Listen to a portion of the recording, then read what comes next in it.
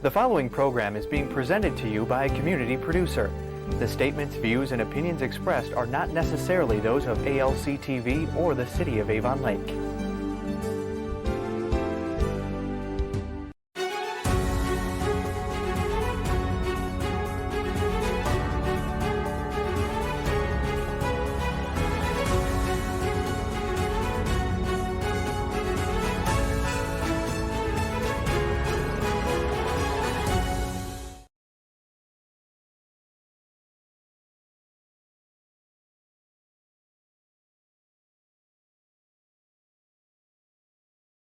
Hello and welcome to Common Sense. This is a TV program where we bring people directly to you to talk about important issues in our community. Today I'm here with Jack Hall, who's the candidate for sheriff here in Lorain County, and I've known Jack for some time. We've worked together on a couple different things when he was here in Avon Lake. But Jack, I just want to thank you for coming in, and I think there probably are some people at Avon Lake that are familiar with you, but why don't you tell us a little bit about yourself, where you grew up, and some of those different issues? Well, first, thanks for having me on the show. I appreciate it. I actually grew up in one of the Avon Lake rival cities, which is Amherst. Okay. So although back then we weren't in the same conference, that was a while ago. Yeah, so, yes. We're getting old, Jack. Exactly, we are. But before that, I was actually born in Germany. My dad was a sergeant in the United States Air Force in electronic communications back when the Vietnam War was going on. So he was stationed there because instead of satellites, they were actually using radio link relays through Europe to get to Vietnam and back to Europe. So my dad worked on all that with the U.S. Air Force, and I was born there. Okay. So I was in Germany for almost a year, and then he was discharged at the end of his tour, and then actually got a job with the Federal Aviation Administration at the Oberlin Center. And so we had moved and had lived in Lorain a little bit on the east side on Pennsylvania Avenue. Went to Larkmore Elementary for kindergarten. And then after that, my parents found a house in Amherst, just a couple blocks from Marion L. Steele High School. And so I went from first grade and graduated with the 100th graduating class of Marion L. Steele. Wow, that's interesting. Yeah. So we go back a few years. Yeah, well, I think that it's one of those things where, in a lot of ways, it's good that you grew up here. Yeah. Because if you grow up here and you're a candidate, then you have a lot more knowledge of the community because, you've lived here and grown up here, I've always, somebody moves in and runs for office and they have the right to do that, but when you've been in the county and you've lived here and grew up here, then it's a little bit different because there's just certain things that somebody that just moved in here doesn't really know. And perfect example, my wife came from North Olmsted. She graduated, moved into Sheffield Lake, and then we went from Avon Lake into Columbia Station, where we are now. The funny part about that is growing up in North Olmsted, one of the larger suburbs, of Cleveland. I grew up in Amherst, originally moved to Lorain, but I went and talked to Lorain County Fair Board not too long ago. And as a kid, I never, and I hate to admit this, never attended the Lorain County Fair. I never did either. And it wasn't only until I got involved in politics. I think the first time I went to the fair was probably in 1987. Okay. Because I worked, it was 86 or 87, because I worked for the Board of Election registering people to vote. Because at that point in time, you had to actually register. You were a registrar, and you were sworn in as a registrar, and there were only registrars could register people to vote. So, being a Republican, and, but there weren't too many Republicans, and I had some friends at the Board of Elections that had me go down there for, on a Saturday or something, and I got paid to do that, $20 or something like that. But yeah, that's interesting though. But and affairs now is a big part of the campaign though too. It's a huge part of the campaign, and I went when I was in college for my first time, so I'm an adult. By the time I get to go there, and I've been to the Ohio State Fair. But when you realize that the Lorain County Fair is the second largest in the state of Ohio, it's like there's this whole aura of. You really then realize, growing up in suburban Lorain County, there's urban Lorain County, suburban Lorain County, and then, of course, rural Lorain Right. County. And Lorain County is the perfect microcosm of the entire state of Ohio with its urban centers, Right. suburban, infrastructure that surrounds it, and, of course, the great rural areas Right. of the state, too. And Lorain County really reflects that. Dan Martin, in dealing with him with the Metro Park and the Save the Woods organization, he always said there's 3 Lorain counties. Yes. There's the urban, the suburb, and the rural. He said, and you have to know, and I don't know really how many counties are really like that. Very few, Casey, very Right, few. yeah, because it's just maybe Lake County, but Lake County's so small, and I think it's probably much more suburban now than Well, you don't have the Three of them. vibrancy in Lake County that you do in Lorain County. You have the Palace Theater, downtown Right. Lorain. You have the Right. bustling of downtown Elyria as well, and of course, being the county seat. Right. And so, therefore, if you look at maybe Summit County, you have Akron, but of course, that's surrounded by large areas. You're right. There's very few counties in the state that have the vibrancy of Lorain County. right, that have you can go and probably a lot of it the same, the ethnic parts of it too, because of the suburban, rural, and of course the urban, and what that bring and the Puerto Rican community that has Right. come into Lorain. And I think that so. Did you go to college after you got out of high school, or did you take time off, or how did that work? Well, after I graduated, my parents were like, you have to figure out what you want to do with your life and go to college. I didn't know. And as a matter of fact, my dad, since he was in the Air Force, we were actually looking at the United States Air Force Okay. Academy at that time. Sure. And there was an application process. Don Pease Yes. was the congressperson back then, and that's who we were making the application through. But the Air Force wanted to really know what your direction was and where do you want to go in life. Sure. And I didn't know. Right. And I thought, well, if I can't answer that question, how could Yeah, I be yeah. accepted to that? So I spent my first couple years at Lorain County Community College, Okay. about a year and a half. And then I figured out, well, I like psychology and I like journalism. And so I went to Bowling Green, which was one of the top journalism schools in the nation. What I didn't know is that they were also a top 10 psychology program in the nation as well. Really? And much different level of collegiate psychology and learning at Bowling Green than it was at Lorain County Community College. So, I mean, when you're walking into class and your professors are the authors of the textbook, Sure. that you're Yeah. actually going into. Right. So the journalism was great and had to really dig into the psychology aspect. Well, but- and I have a psychology degree too. So, and I think that probably, you talk about not really knowing what you wanted to do. That's where psychology comes in, because Yes. you learn about yourself. Right, yeah. Right. And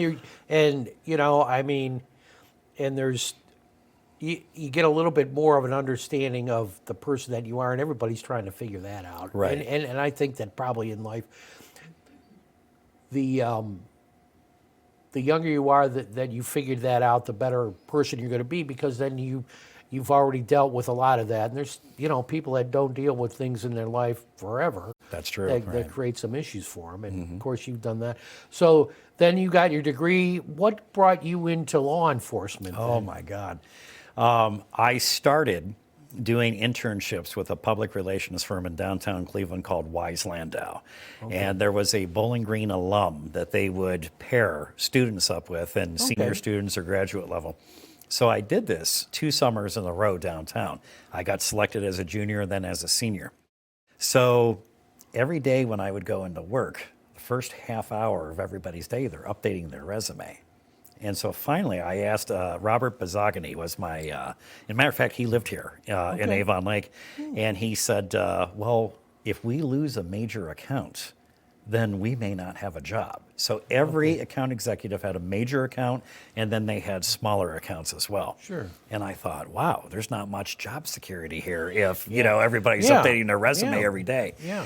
So a friend of mine had joined the auxiliary for the Lorain County Sheriff's Office. So we would get done, we're like an old married couple. Go eat. How was your day? How was your day? Okay. So I would tell him about my day working, Right, with advertising things, and he's telling me about Right, working for the 180. sheriff's office. And I thought, wow, your day sounds way more exciting Yeah. than my day does. Right. So he said, you should probably look at getting involved in this. So at that time, back in 1989, I got involved with the Reserve Auxiliary Program with the Sheffield Police Department. Okay. Was there about a year. Sheffield or Sheffield Village? Sheffield Village, Okay. yeah. And at that time, it was nowhere near the size it Okay, is yeah. now. And well, so, yeah, and it's still not that big, but it's Yeah. bigger than it. but they had one officer on the road. Okay. We were lucky if we had two. Right. And okay. so the high school football stadium was in Sheffield Village, so Yeah. we had to do the football game security and all of that. Yeah. And after about a year of doing this, I thought, this is way more exciting and really enveloped journalism, public relations, and psychology into the job. Sure. So I went to the police academy in 1990 and then became a reserve and part-time officer with Sheffield. Academy at the community college? No, actually in Sandusky, In because I was Sandusky? still in college at Bowling Green Oh, okay. while I went to the police academy. Okay, yeah, because, well, and I don't know if they had an academy at the community college at that point in time either. I don't know when that one started. It would have been just after that, because actually I was one of the adjunct faculty for Okay. Lorain County Community College in their program, actually right when I was in my tail end of Sheffield before coming over to Avon Lake. Okay. And so you were full-time in Sheffield? Well, just part-time. They didn't even Part-time. have full-time And then back when you came to Avon Lake, you became full-time. Yeah. Okay. And And how long were you a policeman in Avon Lake? almost 14 years. 14 years. Yeah.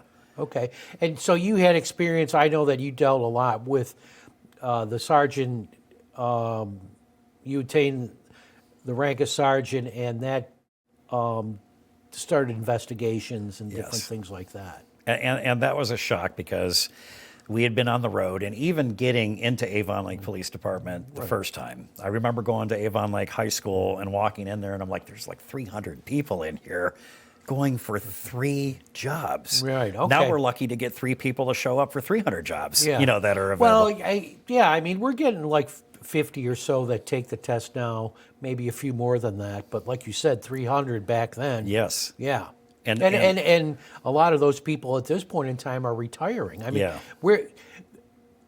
there's like 60% of the Avon Lake Police Department can retire in the next 5 years. Right. So I think that from our standpoint, we're going to be looking more and more, and we're hiring them all the time. And as the HR person on council, they all go through my committee, so I deal with the chiefs a lot. And Right. we went through a lot of that with the fire department several years ago.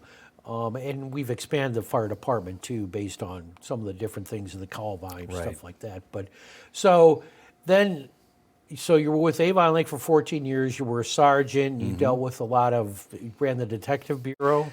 Ran the detective bureau, and I got to be honest with you, that was a little surprise at first, because a few of us took the test for sergeant. Right. And when you're taking the test for sergeant, of course, everybody's talking amongst themselves, well, where did you score on the list? Where do you think you'll go? And we all assumed we would go run a patrol shift, and somebody would be promoted and go up to the bureau.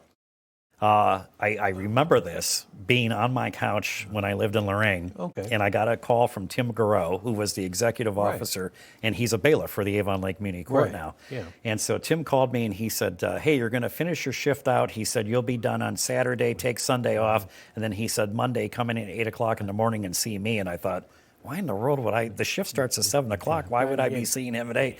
He said, well, we're putting you in charge of the detective bureau. And I was like, what?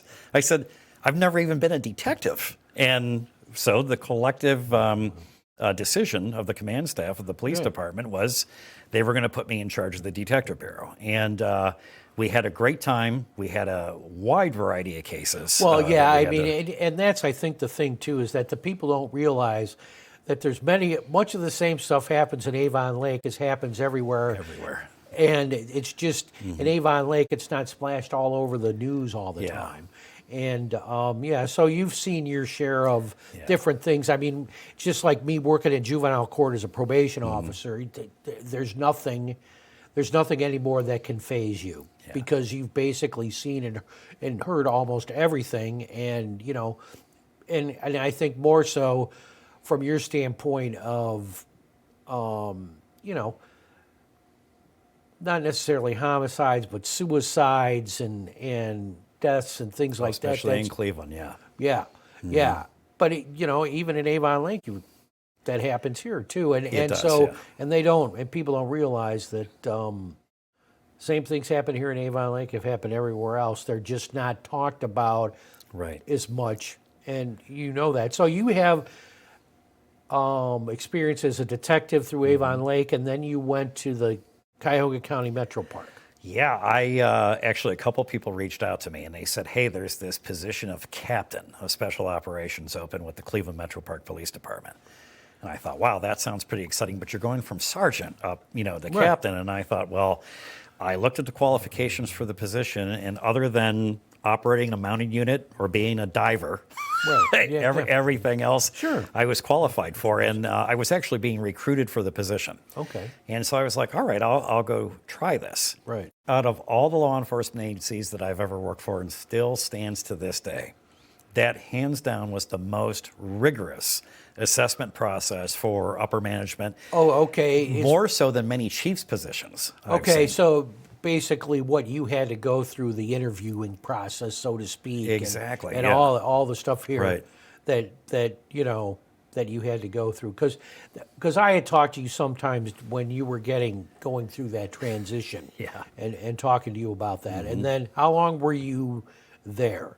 I think just a little over 8 years, because I was recruited for another position. But I think if you recall you and I talking about that, there were two particular people that I was in competition with at the Metro Parks Police Department, and both of them were lieutenants of the police department. Both very highly, qualified. Sure. And we did get very competitive with all of each other in the process. Sure. And then when I was selected for the position, I was like, wow, these two guys were pretty good. And to make matters worse, when I got the position, they said, yeah, both of them are underneath. Yeah, And yeah. I'm like, oh, no. Yeah. And they worked out great. Sure. And the biggest thing is that you can never walk into any organization and just say, hey, this is me and I'm taking over. You kind of have to let it come to you and Well, absorb what and it you is. have to work with the people that are there. And absorb their expertise. Right, exactly. Because it's just like, and I think it's any government job, especially takes a little bit. There's a little bit more of a learning curve to understand it, because it's not like a job that's in the private sector. So what exactly did you do there? You were the captain, which is I had what was called the fun side of the house. So I had, administration was under me, the jail was under me. Okay. And believe it or not, Metro Parks had a nice, multi-cell facility, actually just slightly larger than the Avon Lake Police Department's jail area. Okay. Because in Cuyahoga County, pretty much you transported everybody downtown anyway, after you took them in. Then we had what was also called the special operations side of the house. So that was the detective bureau, the canine unit, the mounted unit, the dive team, the natural resources enforcement team. So all of those investigations came to us throughout the entire park district, which we encompassed 6 counties in northeastern Ohio. Right. And that's something that people don't realize about a park district, is that park districts can own. You're your own city, Casey. You're Right. a political You can subdivision, own yeah. land outside of the county that you actually Yes. are in. Yes. Because like Lorraine County Metro Parks owns some land. I don't know if it's. I don't know. I think it might be Huron County. They own, so because they're their own entity. Basically, they can purchase land, like you said, 6 different counties. Yeah, and similar to that, in Bradley Woods Reservation in Cuyahoga County actually juts into Lorraine County there as well. And prior to me taking the chief's job, we had an actual case involving thefts from auto all over the place. Sure. And so one of my detectives, we got the call at 2 o'clock in the morning, and they followed somebody that was breaking into the cars, and they went into a business in Columbia Station called Mascarino's Landscaping. And they stole all kinds of stuff out of the trailer, followed it back to West 98th Street in Cleveland. So we had to get the arrest warrants for the people in the Elyria Municipal Court, because that was the jurisdiction where Mascarino's was. And then we got the search warrants from the Cuyahoga County Court of Common Pleas, and we executed those search warrants and the arrest warrants simultaneously. So then you've had that's one thing that you have experience working with a lot of different entities Yes. and agencies. 87 agencies, Casey, Right. just with Cleveland Metro Parks Sure. alone. Not Right. to include Right. Lorain County, the Well- 17 different agencies and their detectives and all of Sure, that. and I think that that's something when you look at the qualification to be a sheriff. I mean, sure, there's laid out qualifications in the revised code, but I think that you're going to offer so much more to the citizens of Lorain County in that what you've been through, Yes. the experiences that you've had, the different systems that you've run. And been a part of, and some of the different things that you've done. So you've Right. operated a jail, you've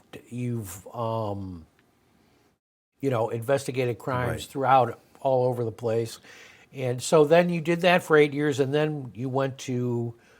Did you go to Westfield then? Yeah, Westfield. Just real quick before that, though, Okay. when you talk about the investigating the other crimes, within that, there's a lot of major crime experience that I bring to the table Sure. and task force leadership experience. And oddly, a lot of people don't know this, but the Cleveland Metro Parks Police Department was the only police department in the history of the Attorney General's, what's called every year they have a conference, the Attorney General's Okay. Conference, and they do the awards. We were the only department ever to back-to-back win what was called the Distinguished Group Achievement Award, which is for task force work. Okay. And our first one was same. I told you about that search warrant that we executed, but Right. people's cars were getting broken into all over Northeast Ohio. Right. It happens here in Avon Lake. Right. It happens in Avon, and so we knew that these aren't just random acts that are taking place, and so we were the leader of the investigation of Northeast Ohio because Metro Parks was involved in so many of park property being Right. broken into. So we did that investigation. It all came down to one organization at East 72nd and St. Clair in Cleveland, where everything was being funneled to for all the stolen things. Okay. So we worked with LoJack. We got laptops and TVs, and we would leave stuff in the back of cars. And of course, it was too tempting; they would take it. Right. And then, in addition to that, we found out that they were using people's cash, stolen credit cards, and all that. And all these cigarettes were being bought. We're like, what's with all the cigarettes? So we worked with the Ohio Department of Taxation and Enforcement. We worked with the state of Ohio. We're the only police department to this day that has ever had our own tax stamp for cigarettes. Okay. And so we got a grant through Philip Morris, Altria, their brands, and then we ended up buying through the grant cartons or cases of cigarettes. And we would take them down to Columbus. We got our tax stamps put on them, and we just flooded Cleveland area markets with Right. these cigarettes. And so we would find out then after that that our cigarettes would be taken into these marts. We executed, I think it was 37 search warrants and arrested everybody in that along with the theft case. So they were, with the cigarettes, they were stealing cigarettes and selling them for cheaper, or were they sending them? Yeah, so say, sending to New York where the tax is double. No, they because were- a lot of people don't know this. There's the sin tax in Cuyahoga County. Right, So okay. you pay on top of that. Right, So right. what these people would do is that they would buy the cigarettes on your stolen credit card. They Right. would sell those cigarettes at half the cost that they would pay their distributor for in Cuyahoga County. Sure. And of course, there was a set route that they Right. had of these stores that they would sell this to. So we set all those stores up, and when we executed the search warrants, of course, all of our tax stamp cigarettes were Right. being sold on their shelves in there. Sure. So that's the one year we won that for putting that task force together. And then the second year we won it, and this was really before human trafficking became its own law and all that in the state of Ohio. We knew that this child exploitation was going on with online child pornography. So we had actually set up a fake travel agency called the Walter Gould Travel Agency. That if you would come to Cleveland, you would pay this much money, and we had several female detectives at Cleveland Metro Parks and male detectives. We age regressed them back to their juvenile status, and we would put their pictures.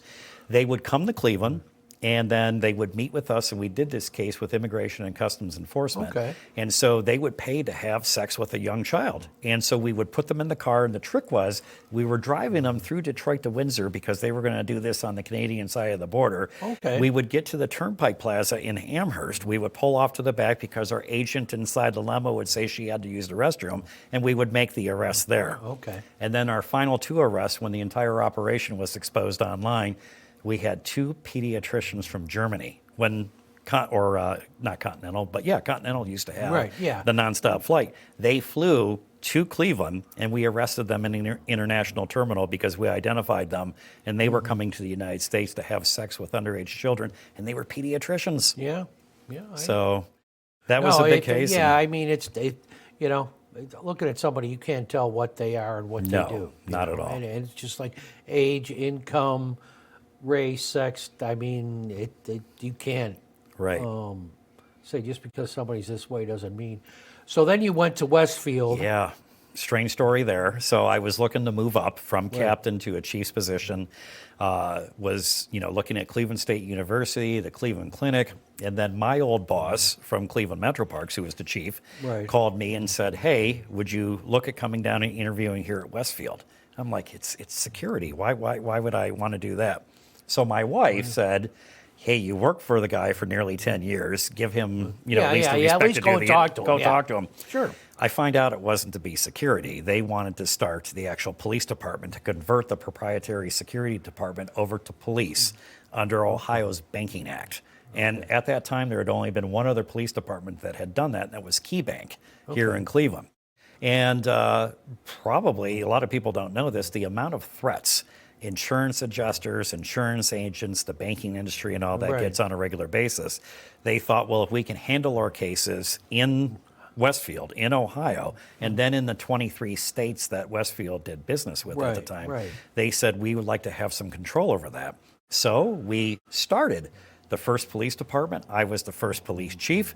And then an unusual photograph that you never get to have is that all of the officers that we had on staff were already commissioned police officers. So we got to swear the entire department in simultaneously, which was a great picture to be able to do that. And that is the first police staff of Westfield. So I was very proud to be a part of that. Okay.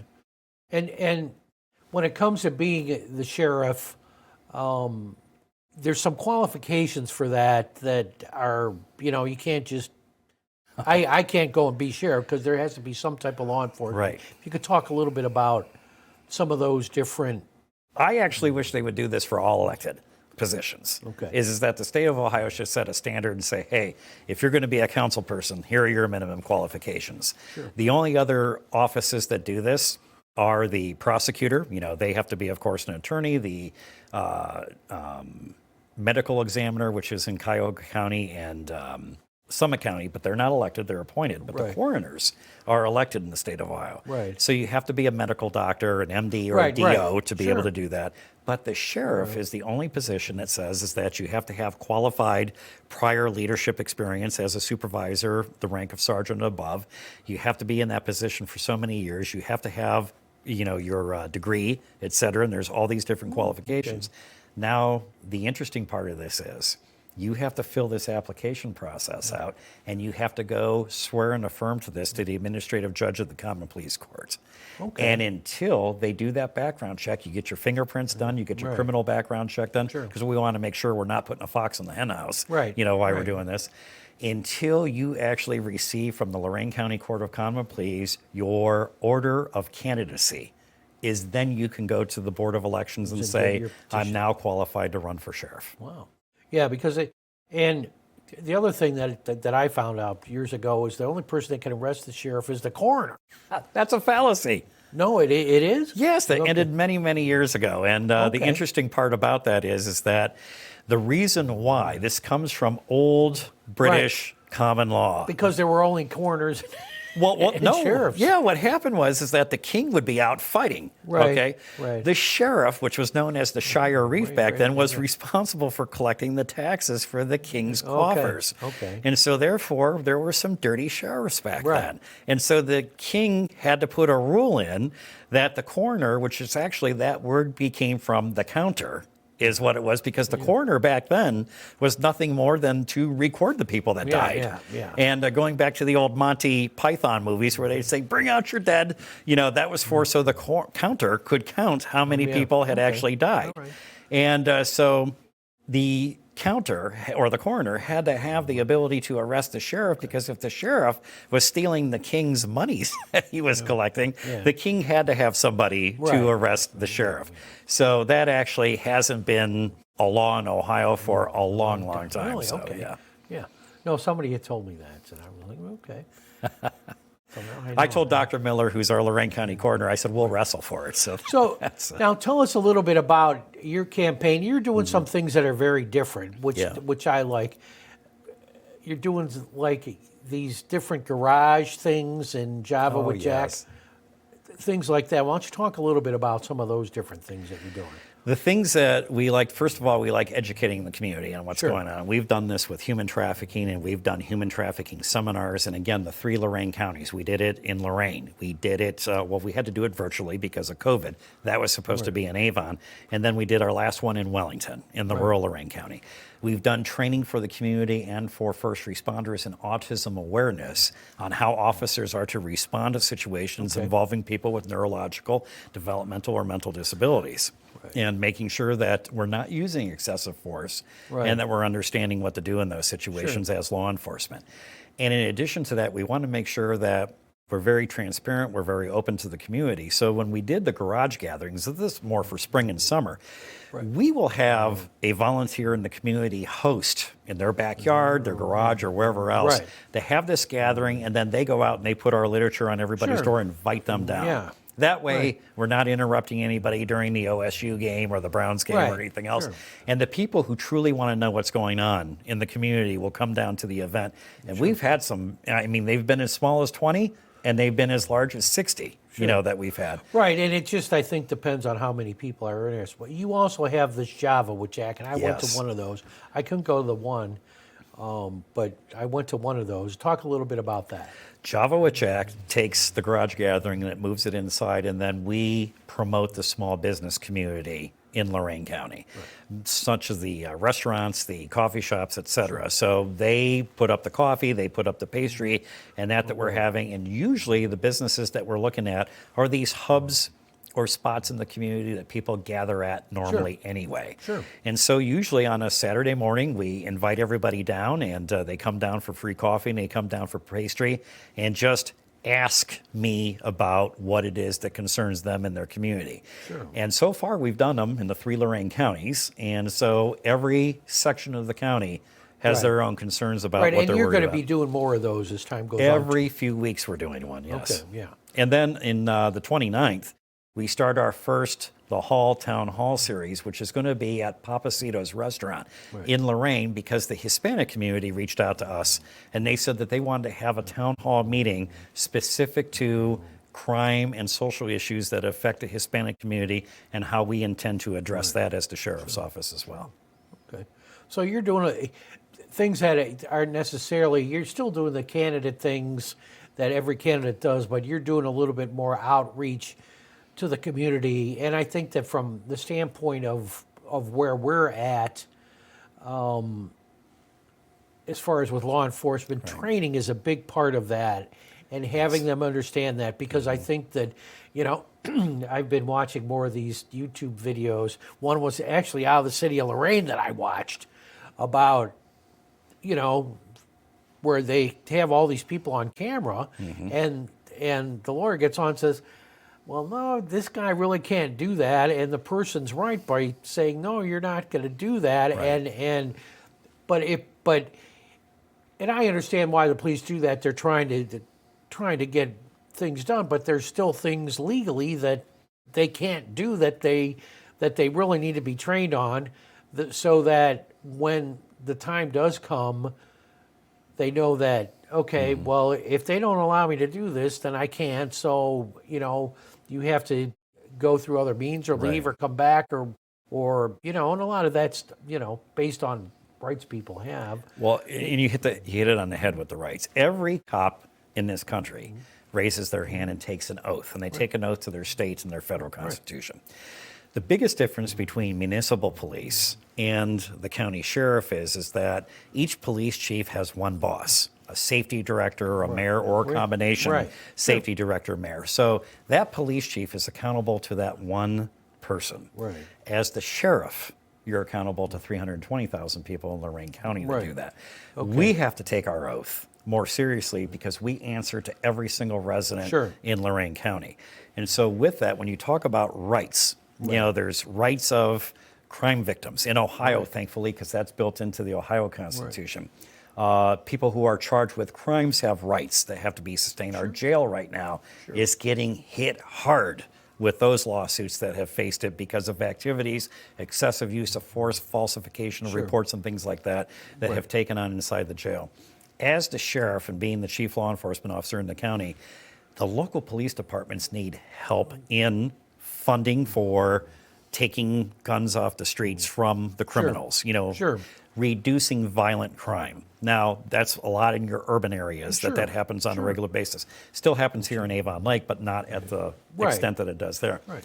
Then your sheriff also has to be responsible for assisting your police chiefs, like in Avon Lake, that when you have auto theft problems and all of that, let's pull in resources from the state of Ohio. Let's get bait cars involved. Let's Right. solve the problem instead of just posting something on our Facebook page Sure, that says, sure. hey guys, it's 9 o'clock. Remember to lock your doors and your Yeah, cars. So. yeah, and I think that the sheriff has a little bit different resources Absolutely, yes. than what a city does, Right. and as far as money wise too, I think that they're probably a little bit. It's funded differently. Yes. and so there's different things that they can do and be more of a catalyst to work with Right. our other police agencies. And I think that, and from your standpoint, you have a lot of different experience working with different agencies Yes. and bringing different grant funding and different things like that together for people to help not just Well, not just the rural Lorraine County,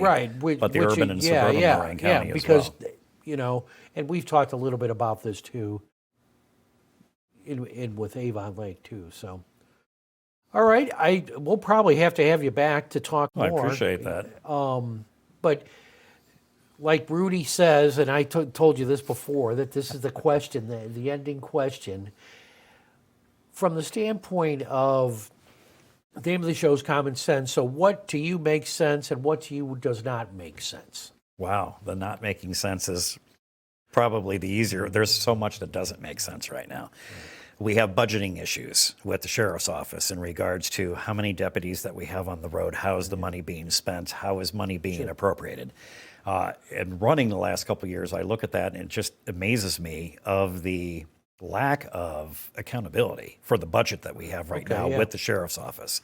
And we have to bring that back even to the point where I'm suggesting every time we update the budget, it's real time on the website, so any citizen of this county can go to our website and say, why did you buy these cars from here? We're accountable to answer all of that. Right. Not just to say, well, because we're the sheriff's office and we're going to buy it and that's why. No, you have a right to ask. So the accountability is a huge issue. And none of it makes sense right now because we've lost this, Casey, over the years, especially my view of the current sheriff's office and the current and prior administrations that have worked with the current sheriff.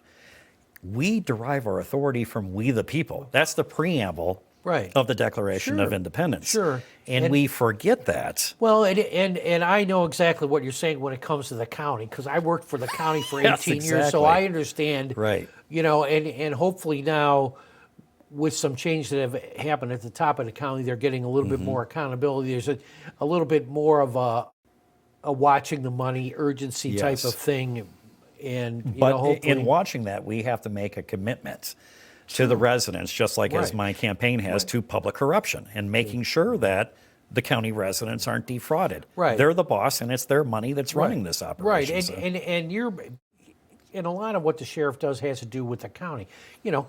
At all the different county buildings, Yes. all those. I mean, there's a lot. It's, you look at our police department, and sure, but it's only just Little Avon Lake. You're covering a larger area, Nearly 500 square miles. and so I think the accountability issue, like you said, and trying to make it doesn't make sense that they're not accountable. But I think that was up until recently a lot of the county in general, in my opinion. But that's my opinion. Now, what does make sense out of all this is that even though with the lawsuits that have taken place inside the jail, and the activities that have gone on, what does make sense is that you have a tremendous amount of men and women that work for that sheriff's office right now and every law enforcement agency in Lorraine County that wants to do the right thing and provide the best service to the citizens of Lorraine County. And thank God that makes sense, Casey, because that's a great foundation that we have to start on and to move up from that to be able to make that work. Right. And then because you have that, what makes sense, it can start eroding away at what doesn't make sense. And so therefore we come back a year or so on this show. Right. I shouldn't be able to answer a question of what doesn't make sense anymore. So Well, I'm sure when you get in, you're going to find out Oh, a we'll lot find of all things that kinds don't of make. stuff, right. Well, yeah. Yeah. Because when you get in from being an elected official and start Right. doing different things, then you realize. Exactly. And we've had some of those conversations. Plenty when- of those when- conversations. When we were working together. All right. Well, I want to thank everyone, and I want to thank Jack Thank you, and Casey. everyone for tuning in. And I'm sure that probably the campaign season is just starting, so I'm sure that we'll probably have Jack back again. And we look forward to bringing others in so that you can learn more about what's happening not only in Avon Lake, but Lorain County.